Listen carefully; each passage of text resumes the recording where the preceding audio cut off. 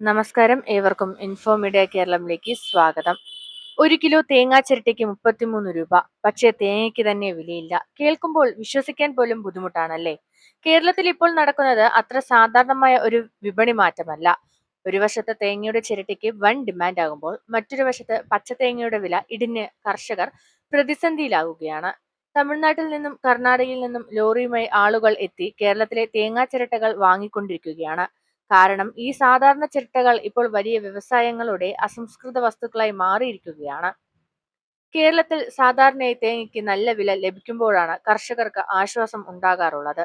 പക്ഷേ ഇപ്പോൾ സംഭവിക്കുന്നത് അതിന്റെ പൂർണ്ണ വിപരീതമാണ്. ഒരു വർഷത്തിനിടയിലെ ഏറ്റവും താഴ്ന്ന നിലയിലേക്കാണ് പച്ചത്തേങ്ങയുടെ വില എത്തിയിരിക്കുന്നത്.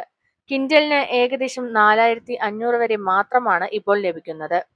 ചില മേഖലകളിൽ ഇതിലും താഴെ വില കിട്ടുന്ന സാഹചര്യമുണ്ട്. ഇത് കർഷകർക്ക് വലിയ തിരിച്ചടിയാണ്. കാരണം വളം, തൊഴിലാളി ചെലവ്, മരങ്ങളിൽ കയറ്റം, ഗതാഗതം എല്ലാത്തിനും ചെലവ് വർദ്ധിച്ചിരിക്കുകയാണ്.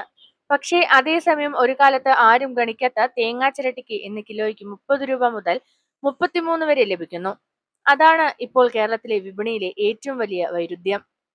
ഇവിടെ തന്നെയാണ് കഥയുടെ യഥാർത്ഥ ട്വിസ്റ്റ്. ഈ ചിരട്ടകൾ സാധാരണ മാലിന്യമല്ല ഇനി. വ്യവസായങ്ങൾക്ക് ഇത് വിലപിടിപ്പുള്ള അസംസ്കൃത വസ്തുക്കൾ ആയി മാറിയിരിക്കുകയാണ്. തമിഴ്നാട്ടിലെയും കർണാടകയിലെയും നിരവധി കരി ഫാക്ടറികളിലേക്ക് കേരളത്തിൽ നിന്ന് ചിരട്ടകൾ എത്തുകയാണ്. അവിടെ ഇവ ഉപയോഗിച്ച് നിർമ്മിക്കുന്നത് ആക്ടിവേറ്റ് കാർബൺ എന്ന പ്രത്യേക വസ്തുവാണ്. ഇത് ഉപയോഗിക്കുന്നത് വാട്ടർ പ്യൂരിഫിക്കേഷനുകളിലും എയർ ഫിൽറ്ററുകളിലും മെഡിക്കൽ ഉൽപ്പന്നങ്ങളിലും സൗന്ദര്യവർദ്ധക വസ്തുക്കളിലും ചില പെർഫ്യൂമുകളിലും ആണ്. അങ്ങനെ വലിയ കമ്പനികൾക്കും ഫാക്ടറികൾക്കും ഇപ്പോൾ തേങ്ങാ ചിരട്ട വലിയ അനിവാര്യമായി മാറിയിരിക്കുകയാണ്. അതിനാൽ ആവശ്യക്കാർ കൂടുകയും വിലയും കുത്തനെ ഉയരുകയും ചെയ്തു. പുറത്തു നിന്ന് നോക്കുമ്പോൾ തോന്നും ചിരട്ടയ്ക്ക് ഇത്ര വിലയെങ്കിൽ കർഷകർക്ക് വലിയ ലാഭമല്ലേ എന്ന്. പക്ഷെ യഥാർത്ഥ്യം അതല്ല. കേരളത്തിൽ ഭൂരിഭാഗം കർഷകർക്കും തേങ്ങ മുഴുവനായാണ് വിൽക്കുന്നത്. അതുകൊണ്ട് ചിരട്ടയുടെ വില ഉയർന്നാലും ആ ലാഭം ഇടനിലക്കാർക്കും പ്രോസസ്സിംഗ് യൂണിറ്റുകൾക്കുമാണ് കൂടുതലായി ലഭിക്കുന്നത്. കർഷകൻ തേങ്ങ പൊളിച്ച് ചിരട്ട വേർതിരിച്ച് ഉണക്കി പ്രത്യേകം വിറ്റാൽ മാത്രമേ കൂടുതൽ വരുമാനം ലഭിക്കൂ. പക്ഷേ അധിക തൊഴിലാളി വേണം, സമയം വേണം, സംഭരണ സൗകര്യം വേണം, ഗതാഗത ചെലവും കൂടുന്നതായിരിക്കും. ഇതൊന്നും ഇല്ലാത്ത ചെറിയ കർഷകർക്ക് ഇപ്പോഴത്തെ ഈ വിപണി മാറ്റം വലിയ ഗുണം നൽകുന്നില്ല. എന്നാൽ ചിലർ ഇതിനെ അവസരമായി കാണുന്നു. കേരളത്തിലെ ചില പ്രദേശങ്ങളിൽ ഇപ്പോൾ തേങ്ങാ ചിരട്ട ശേഖരണ കേന്ദ്രങ്ങൾ രൂപപ്പെടുന്നുണ്ട്. ചില യുവാക്കൾ നേരിട്ട് കർഷകരിൽ നിന്ന് ചിരട്ട വാങ്ങി തമിഴ്നാട്ടിലേക്ക് അയക്കുന്ന ചെറിയ ബിസിനസ്സും ആരംഭിച്ചിട്ടുണ്ട്. ഒരു കാലത്ത് കത്തിച്ചു കളഞ്ഞ ചിരട്ടകൾ ഇന്ന് പണമായി മാറുകയാണ്.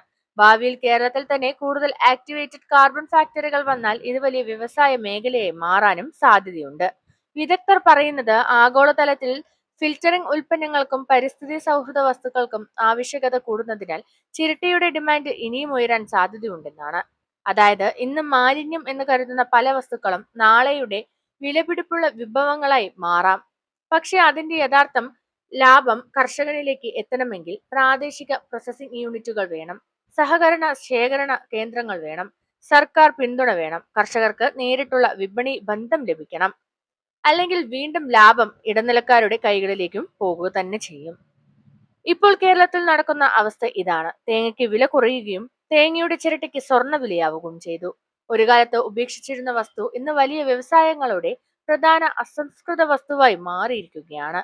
പക്ഷെ ഈ മാറ്റം കർഷകരുടെ ജീവിതം മാറ്റുമോ, അല്ലെങ്കിൽ മറ്റൊരു വിപണി കളിയാക്കുമോ? അതാണ് ഇനി കാണേണ്ടത്. ഈ വിഷയത്തെക്കുറിച്ച് നിങ്ങൾ എന്താണ് ചിന്തിക്കുന്നത്? തേങ്ങാ ചിരട്ട വേർതിരിച്ച് വിൽക്കുന്നത് കർഷകർക്ക് ഗുണകരമാകുമോ? കമന്റിൽ നിങ്ങളുടെ അഭിപ്രായം പറയുക. വീഡിയോ ഇഷ്ടമായെങ്കിൽ ലൈക്ക് ചെയ്യാനും ഷെയർ ചെയ്യാനും മറക്കരുത്. ഇത്തരത്തിലുള്ള പുതിയ വാർത്തകളും കർഷക അപ്ഡേറ്റുകൾക്കുമായി ചാനൽ സബ്സ്ക്രൈബ് ചെയ്ത് സപ്പോർട്ട് ചെയ്യുക. നന്ദി, നമസ്കാരം.